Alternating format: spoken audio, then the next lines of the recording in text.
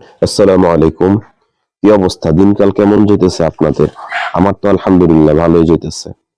জীবন সত্যি অনেক সুন্দর যদি আপনি একটু কষ্ট করতে পারেন। কথা আছে না যে, আরে কথা কি ভুইল্লা গেলাম, থুকু, সরি, মাফ করে দিয়েন, বুঝছেন?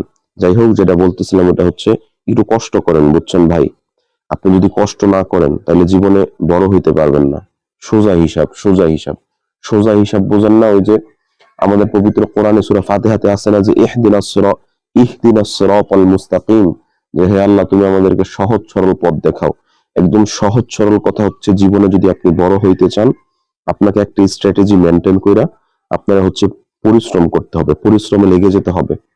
তাই যারা এই ভিডিওটা দেখতেছেন দয়া করে ভিডিওটাতে একটা লাইক কমেন্ট দিয়া এবং ভিডিওটা শেয়ার দিয়া পরিশ্রমে লেগে পড়ুন।